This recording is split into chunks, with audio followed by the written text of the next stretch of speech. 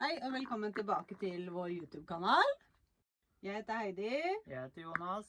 Og nå skal vi vise dere vår Carado T448. Vi begynner bak i bobilen. Denne bobilen er utstyrt med noe som heter single beds. Det vil si at det er en seng her og en seng her. Nå er vi litt utenfor sesong, det er vinter. Så da har vi tatt inn dyner og sånn. Akkurat nå så har vi lagt ned madrassene. Vanligvis så legger vi dem opp for at luft skal kunne gå under nå som det er vinter, så ikke det blir fuktighet. Denne her senga kan også dras ut, sånn her. Så kan du legge igjen madrass her, og så har du en gigaseng som du kan bruke.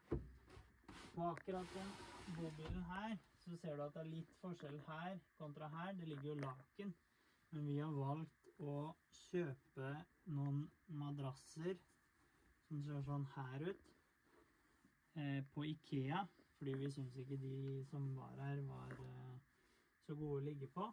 Så da valgte vi å bytte ut de i stedet.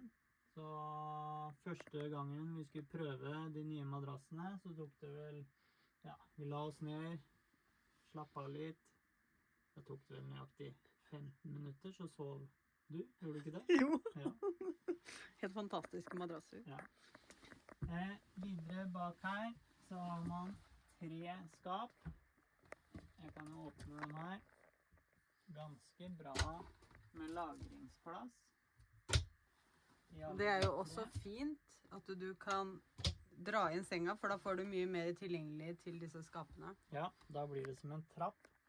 Så har man rom oppå her. Så har man rom oppå her. Og så har man vindu her.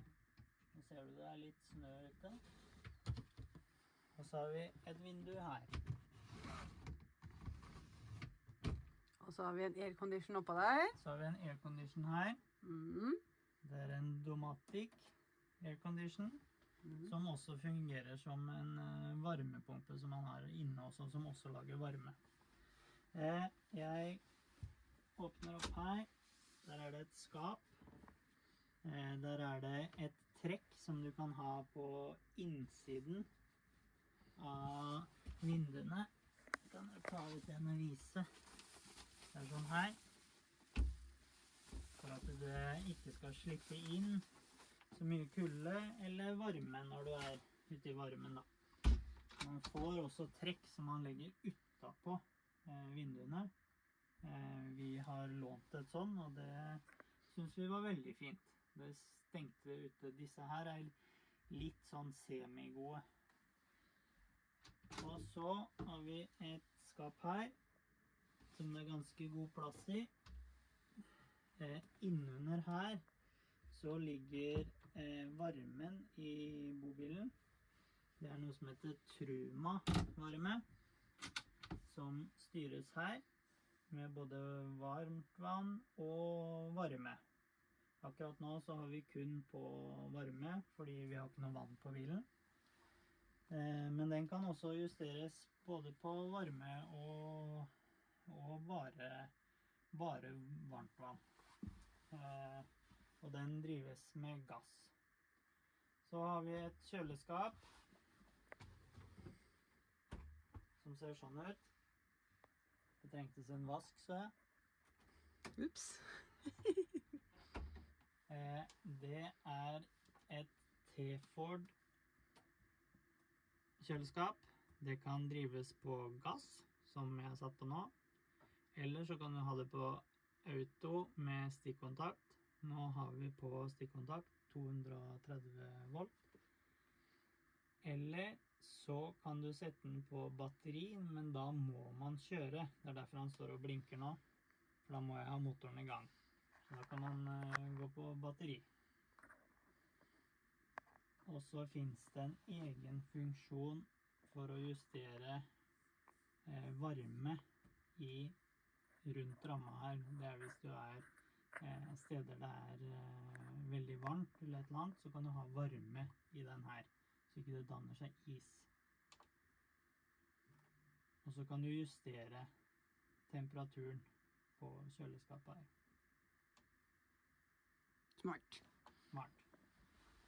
Så har vi et rom her med litt spill Og en TV. og en TV som ligger oppå her.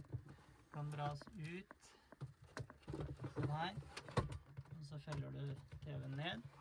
Og så kan du ha den bak, eller så kan du snu den fra. Den har vi brukt ekstremt lite. Det er fordi når man er på bobiltur, så spiller man spill i Der stedet så for. du lå spill her. Så Monopol. Monopol Jeg er grusom. må brukes. Her nede har vi et skap. Her har vi kjeler og stekepanner. Og så kommer vi videre fram her.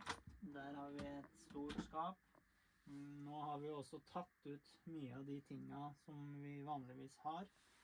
I og med det er vinter, så ikke smågnager og sånt kommer inn i bobilen. Her har vi bare litt poser og litt sånt. Det synes ikke smågnager er noe særlig å spise, så det er trygt. Og så har vi en bestikkskuff. Oppå her, jeg må ta vekk det her. Det var noen som absolutt skulle ha telefonen sin. Ja. Så har vi gassbluss. 3 stykken. De er veldig geniale. Skal vi se. Man bare vrir på den her. Så tenner man, så ser man at det er fyr. Og så kan man slippe den, så står den på. Så skrur man av. Husk på det når du har brukt den, at du ikke lukker ned det lokket her før den her er kald. Det står også her. Så vet man det. Og så har vi det der berømte skapet her nede da. Her Det har er vi jo- et skap. Yndlingsskapet mitt. Den trengs en liten oppsummering. Ja. Her har vi et stort skap. Den er like dyp som hele benkplata, Den er nesten. så dyp. Mhm.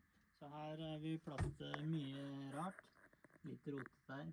Burde ha ryddet litt før vi tok noe house tour. Men nå skal vi jo kvitte oss med den her snart, så da få en ny bobil. Så da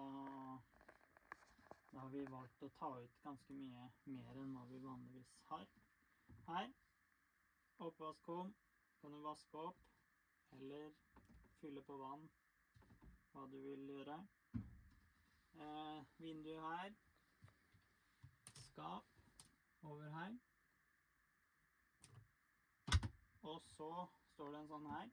Det er veldig lurt når man har bobilen stående, for da suger den her opp fuktighet. Så slipper det å bli masse mugg og sånt i puter og diverse sånt. Men det er også, som jeg nevnte i sted, det er veldig lurt å få ting opp, så det er alt for luft rundt seg. Så har man gass her, til kokebluss, kjøleskap, omvendt. Der er varme, kjøleskap og kokebluss. På andre siden her så har vi toalett og dusj.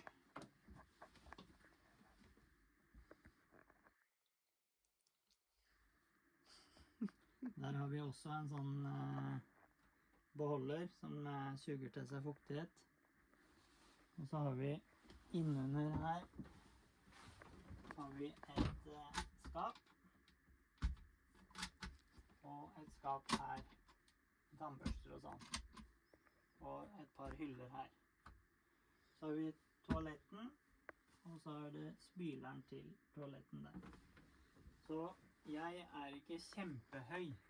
Jeg er 1,78, men det går helt fint for meg å stå her, dusje, og ikke minst gå på do her. Det er ikke noe problem. Du har jo med deg det du trenger. Den dusjen er helt perfekt. Det var her. Jeg tenker at det er greit at de får se hvor lett det er egentlig å ta ned den senga, ja. Ja, den senga har en sånn sikkerhetsbeltefunksjon, sånn her. så er det egentlig bare veldig enkelt og greit å bare dra den lett ned. Og så har du en dobbeltseng Med sikring. med sikring. Ligger under her. Og så har du 2 fester her. Nå rydda vi om litt her, så nå er stigen bak. Men her står det en stige. Det som er litt fint, selv om vi synes det er litt, du ser det jo selv nå, at det blir litt tullete å sitte under der. Det hadde vært koselig sikkert. Men det som er fint med den her, kontra mange andre senkesenker, er at du faktisk kan gå ut, selv om senga er nede. Enig. Det var derfor vi egentlig valgte den her når vi valgte den. Så det er egentlig fint. Her er det også en takluke over her.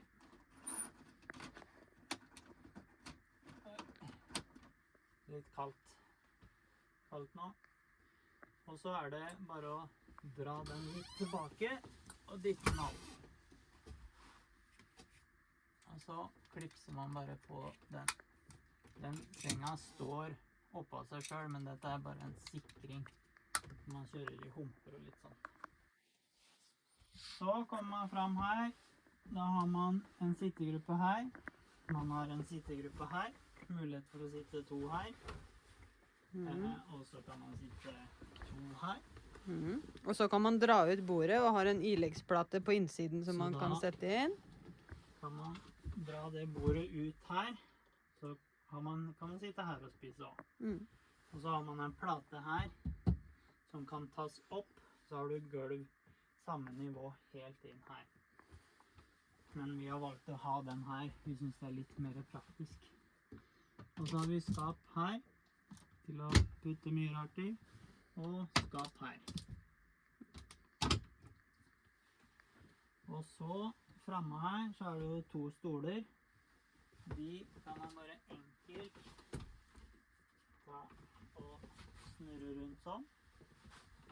Og så snurrer man den rundt sånn. Så kan man sitte her, spise, spille spill, slappe av. Så det er veldig, veldig ordentlig. Dette er jo en bil som er bygget på en Fiat Ducato. Så bilen innvendig her og utenfor er jo herifra og ut er jo en Fiat Ducato. Og så er det bare bygd på resten med Carrado sin innredning. Denne her har automatgir. Det er helt feil, for det er på den nye. Den her er manuell gir. 6-trinns kasse. Jeg antar at det er veldig mye av de 3,5 tons bilene blir levert med manuell og ikke automat, nettopp på grunn av vekt, for å få ned vekta. Ja, det er ikke noe veldig spennende fremme her egentlig. Det er en helt vanlig bil. Kan kanskje sette på litt lys. Nei, det gikk ikke nå, for jeg har ikke på noe tenning. Men det er jo sånn alle bobiler Ja. ser. som er ganske like. Den her er jo, i og med jeg sa det var herifra og ut, så var det en Fiat Ducati. Ducato-bil. Og herfra er det bak, og det vil si at det her er en delintegrert bil. Jeg tar av den sikkerhetsnettingen her. Så det vil si at det herifra og den veien så har du et bilkarosseri, og bakover her så er det kall det en campingvogn bak. Det er en delintegrert. Og så har man noe som heter helintegrert. Da er hele campingvogna dratt fram og ned foran. Kanskje gjort at det er det vi har kjøpt oss. Og så finnes det også typer som er alkove. Det vil si at da har man en liten, kall det en liten hylle ut foran bilen som er frempå. Det var den første vi hadde. Det var det. Da var det en seng oppå her. Det funket fint det også, men vi... Ja, det fungerer fint. Ja. Men vi synes det ble litt stort over førerhuset når vi kjørte og sånn, så vi valgte å ha den her versjonen i stedet. Og så har man... Outdoor orker ikke jeg, for det er veldig kaldt ute. Ja, det er veldig kaldt. Og så er det masse snø på litt. Ja, men det er fin garasje. Plass til ganske mye. Ja, ja. Ja. Kjempestor garasje. Mm. Jeg tror, vet du hva, jeg skal ta dere med på en tur dit. Og så her har vi et panel som styrer batterier i bobilen og i bodelen. Bobilen, så er det bildelen og i bodelen. Og så er det spillvannstanken ned og vanntanken opp. Nå er begge disse tomme fordi det er vinter, så da har vi ikke noe vann på dem nå.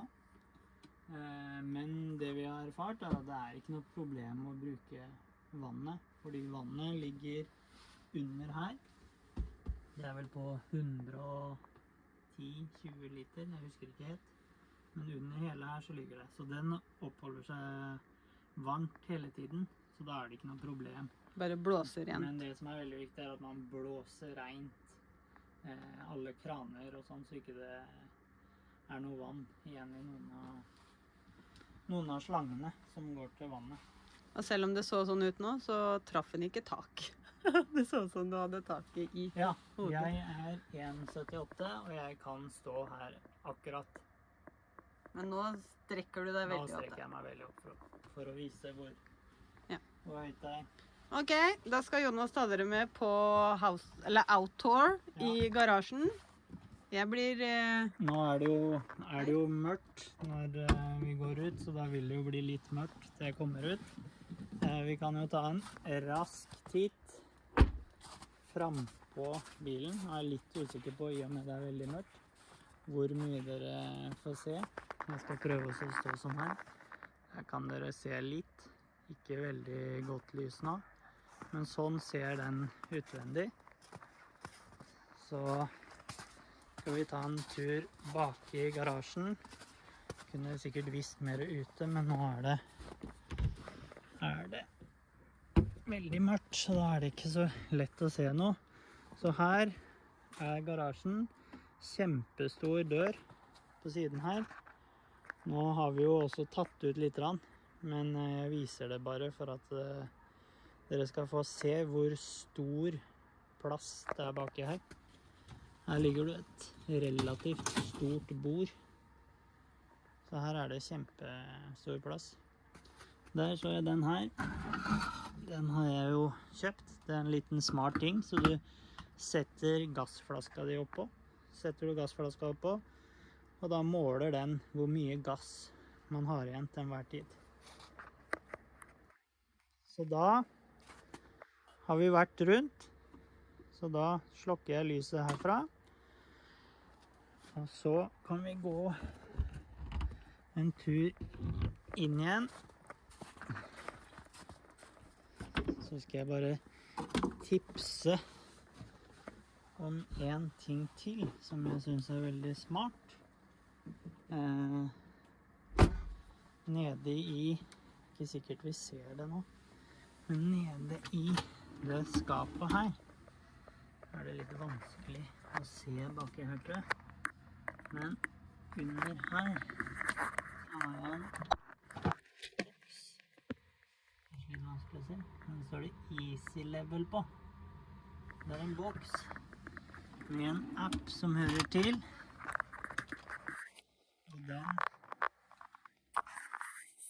appen viser, kan jeg kjøre opp på nivåklossene, så viser den om jeg trenger å gå opp på ene siden, eller om jeg må opp bak.